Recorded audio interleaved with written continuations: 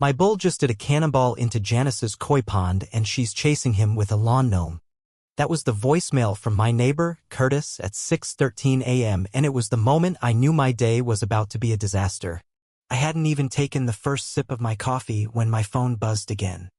A video titled "Bull in the Burbs" was trending on the town Facebook group. The thumbnail? My prized Hereford tank lounging in a hammock with a flamingo stuck to one horn. I stepped out onto the porch and spilled hot coffee down my shirt. My cows were missing. All of them. I sprinted outside, boots on but still in boxers, only to discover a 30-foot section of my fence was cleanly cut. Not broken, not trample cut. Someone had taken bolt cutters to my livestock fence. Hoofprints led off toward the HOA development that bordered my land. As I called animal control and pulled up the Facebook video, it became clear.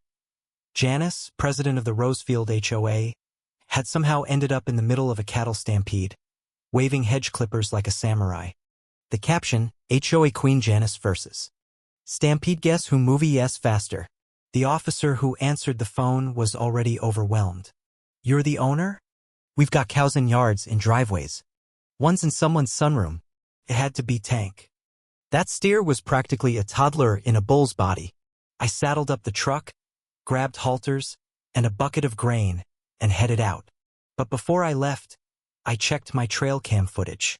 There she was, Janice, in her robe, flashlight in hand, bolt cutters gleaming. She cut the fence, waved her arms, and shouted, "Shoo!" The cows blinked, confused, until Tank stepped forward. She screamed and ran. The rest followed.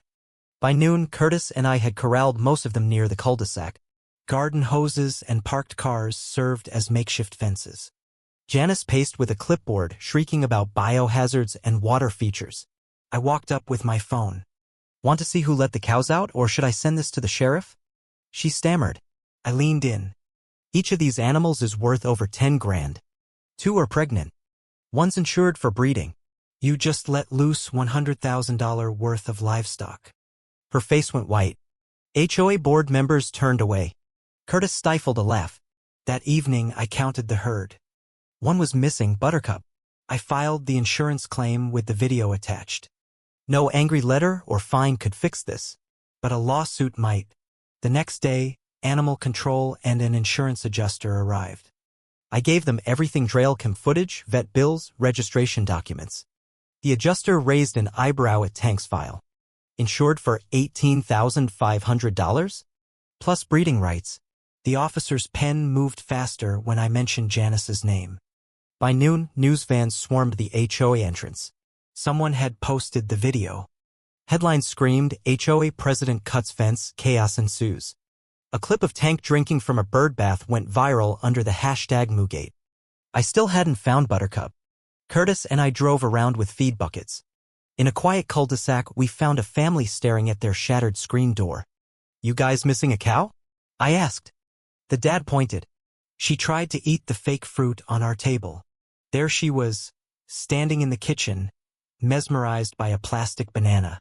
Back at the ranch, I fortified the fences and installed more cameras. Then came the anonymous tip. Janice is calling an emergency HOA meeting to ban dangerous livestock. Challenge accepted. I showed up in clean jeans and a button-down with a folder full of receipts, zoning permits, and every nasty email Janice had ever sent. The room was packed. Janice stood at the front ranting about safety and manure. I raised my hand. May I respond? Board President Tom nodded. Here's trail cam footage of Janice cutting my fence at 3:06 a.m. Here's documentation of livestock value. And here's proof my property is zoned agricultural and has never been under HOA jurisdiction. I laid it all out. Janice went from red to ghost white. Curtis chimed in, waving his own phone, and I have a video of her yelling, "You filthy beasts," while doing it. Murmurs rose. Tom called for a board vote. As I left, I passed Janice. You could have talked to me. Instead, you started a war. Curtis clapped me on the back. Think she'll get voted out? Doesn't matter. Law's still on my side. The next morning, a new video emerged, Janice creeping along the fence line, cutting it. Great Moo Escape trended again. Even local TV picked it up. Then came a knock. Jamie, a local reporter. I agreed to an interview in one condition: she get the facts right. She filmed Tank, who strutted up like a celebrity. I spoke about rural property rights and respectful boundaries. She showed me a clip of Janice claiming I ran a petting zoo, that my cows attacked children, and that I staged the whole thing. I didn't even get angry. The internet had already decided who was in the wrong. The memes exploded. Shirts with Tank's face. Posters of Janice as a rodeo clown. HOA members were embarrassed.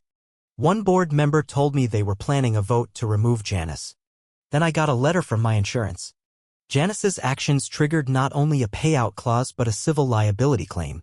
She could be financially responsible. A few nights later, my new cameras caught Janice sneaking back with dog treats, whispering, "Come here, babies." The cows ignored her. But Pascal the llama didn't. He walked straight toward her, slow and unblinking. Janice fled, losing a shoe in the mud. I uploaded the video anonymously, Return of the Fence Snipper, Llama Edition. That weekend, Janice was voted off the board. Her cousin Tina resigned too. Her yard became overgrown. She stopped showing her face. One morning, a man named Rick from the State Agricultural Commission visited. My insurance claim had caught attention. He inspected everything, nodded approvingly at Tank, and left with vet reports in hand. That afternoon, I found a crumpled envelope behind a hedge. HOA documents. A proposal to rezone my land. Janice had been working to strip my agricultural protections. I scanned it all and sent it to my lawyer. That night, Evelyn, a neighbor, brought me an offer. Janice's uncle owned land next to mine. He was offering to sell it to me for half price. I met him the next day. We shook hands on it. The ranch was expanding. The local news closed their story with a shot of Tank at the fair, a new sign on my property, agricultural rights protected. I cleaned the pink shoe Janice left behind and placed it on a fence post with a sign, "Trespassers will be heard." As autumn rolled in, the cows thrived, the land stood firm, and peace returned. Karen had tried to control what she didn't understand. But the land, the animals, and the people who care for them are stronger than any HOA rulebook. And Pascal, guardian of the pasture, still watched the fence line just in case.